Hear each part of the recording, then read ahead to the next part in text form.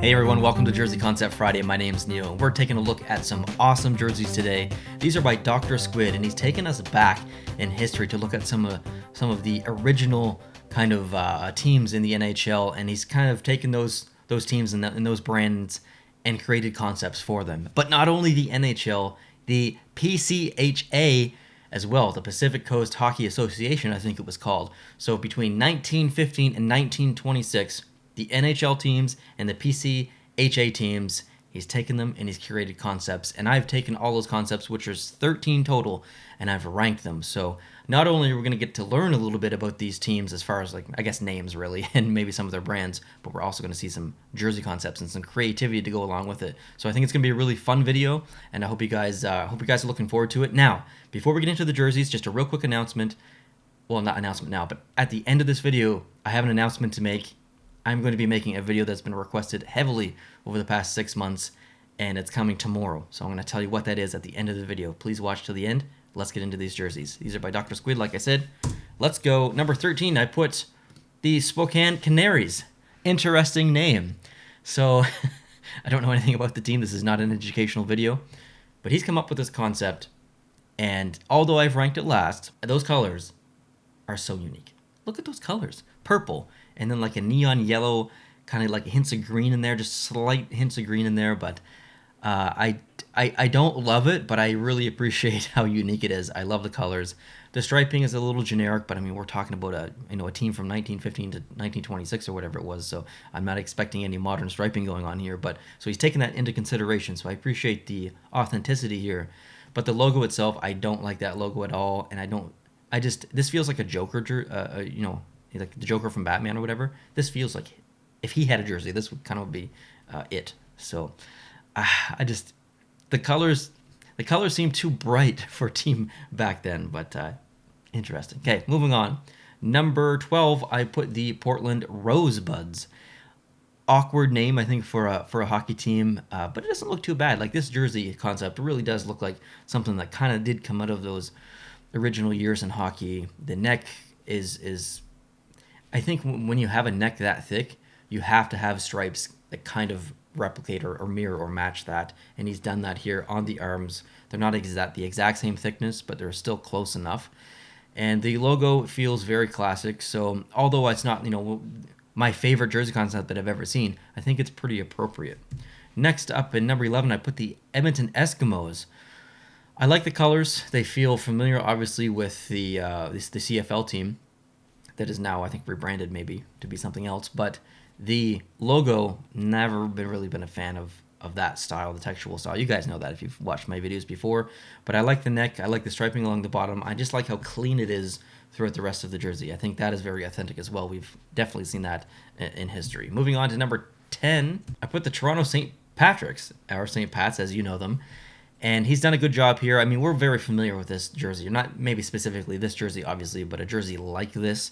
The Toronto Maple Leafs have their own alternate St. Pat's jersey in Adidas cut right now in hockey. You can go buy that if you can find it in stock. So we're very familiar with this one, and I can't not like it. I mean, it is very unique for the team. And the St. Patrick's or the St. Pat's, that's a team that did exist, and it's a cool team. It's a cool brand. Number 9, the Winnipeg Falcons. Look at this. This is interesting. I don't know anything about the Winnipeg Falcons. I'm not even sure. Like, I see some Olympic logos going on in here, so I'm not sure if this was in the PCHA or what's going on. Again, not an educational video. I'm sure he sent me stuff with it as far as education behind these jerseys. I don't really like to look at all that stuff. I know I probably should, but I don't. I don't want to be swayed in any certain way with information or reasoning. I like to look at a jersey unbiasedly and objectively and just kind of like dissect it and figure out what I like, figure out what I don't like. That's really my approach. Probably not the approach that people want, but it's what's most fun to me. That way I feel more genuine about it than anything. So this jersey is intense. Look at the logo. You've got that falcon pointing straight down, which is applicable. I mean, falcons literally dive to get their prey, so that looks very realistic, and it also makes up the shape again of the W from Winnipeg. So you get the W in the background, and again that W shape of the falcon swooping down. So I mean, brilliant logo, really, is it not? And then the classic style shoulder patch on there. it's a little aggressive. I mean, that big giant swatch of black and then the logo on top of that. So it's really in your face. But I like this. I like this. Okay, number 8, I put the Montreal Canadiens. Okay, so this isn't really that much different than what we're used to with the Montreal Canadiens. Different logo, obviously, but still a logo that they've used in their history. I had to put this kind of mid-pack because I'm familiar with the jersey. I like the jersey, but it's definitely not my favorite. I prefer their current one with the more modern logo, I guess you could call it. Number 7, I put the Hamilton Tigers. This is... It's very close to the next one we're going to see, so I'm not going to spend too much time on this one, but there was 2 that look very similar. I like this one. The logo itself, not a huge fan of, but I love the fact that the jersey's kind of split in a way. Whatever's in the middle is also in the arms at the same horizontal plane. There's no like awkward striping that's like up a little bit and doesn't really match the same horizontal section. So everything just like flows nicely laterally on this jersey. So it's a nice jersey that's laid out. I would probably make the neck a little bit thinner, and the logo is what it is. I mean, it's an old team. But let's go on to the next one, which is the Calgary Tigers. So it goes against kind of what I said. It's offset a little bit, but that's almost what I would expect from a team that's this old.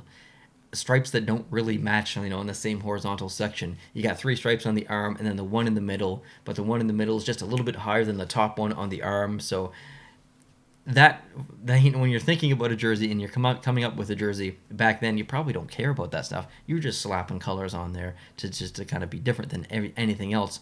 You're not really taking it too seriously, and I get that in here. I'm not saying that Dr. Squid didn't take it seriously, but I'm thinking, to me, this looks more realistic than the previous one that we saw, even though I like the other one that we saw from a more modern perspective. I'm not sure if any of this is making sense. I'm just kind of talking out loud, but this is awesome. It is unique. It's not necessarily pretty. It's kind of ugly, but that's what I expect from those days. So good concept. Number 5, I put the Seattle Metropolitans. I think it's only a matter of time before we see a jersey like this from the Seattle Kraken. They have to do some kind of alternate eventually. It might not be in the first couple of years, but maybe in like year 4 or 5, they do an alternate that or a 4th jersey. I'm sure they'll probably have an alternate in the next 2 or 3 years, but maybe in like year 4, year 5, they do kind of like a retro style jersey, or maybe Adidas brings back the reverse retros again, or just another whole league retro series, and it gives the opportunity for Seattle Kraken to do something for the Seattle Metropolitans here. Their history, they've actually won the Stanley Cup before, if I'm not mistaken. So that's pretty cool. I feel like they will absolutely be honored by the Kraken at some point. Maybe it's just like a practice jersey or a pregame warm-up jersey. In the next couple of years, and maybe they auction it off, but it's coming. It's got to come, okay? And Dr. Squid has kind of put together, I think, a concept that's pretty realistic. It's going to be something like this. At least the logo is going to be very similar. It's going to be green. It's going to have the red and the white on it. It's just really a matter of time, I think, before it happens. So good concept here. Number 4, I put the Toronto Arenas. So I had to side with familiarity on this one, and you'll see that in the next couple of ones as well, up to number 1. But this is, we basically already have this in the NHL. The Toronto Maple Leafs do have an arena-style alternate. I have it. I should have actually gotten it out for this video. But yeah, I like it. It's what I would expect from the Toronto Arenas, so another good concept. Number 3, I put the Montreal Maroons. So even though this isn't necessarily familiar, a lot of people know about the Montreal Maroons, and I would love to see the Montreal Canadiens actually come out with an alternate or a specialty jersey honoring the Montreal Maroons, because it is part of the city history and hockey history and NHL history. So I can see that coming maybe in the next big series that the Adidas does. But yeah, nice concept, very simple. It doesn't have to be anything elaborate. This is very close to the brand that actually existed back then. So again, Dr. Squid knocked his concept out of the park. Number 2, put the Ottawa Senators. Back to some familiarity here. And this has been used in multiple forms throughout their history a little bit.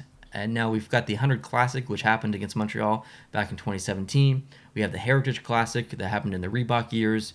I don't know the specific year, but obviously didn't look like this, but it was similar. And then I think they had an alternate as well, which kind of looked very close to this in the Reebok years as well. Maybe it was CCM. Correct me if I'm wrong. I'm not too super familiar with the Reebok and CCM years.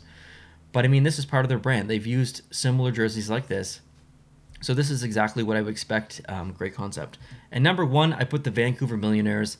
This is incredible. So the Vancouver Canucks actually used a Reebok jersey like this in a Heritage Classic I can't remember who it was against. Maybe it was Ottawa who they played.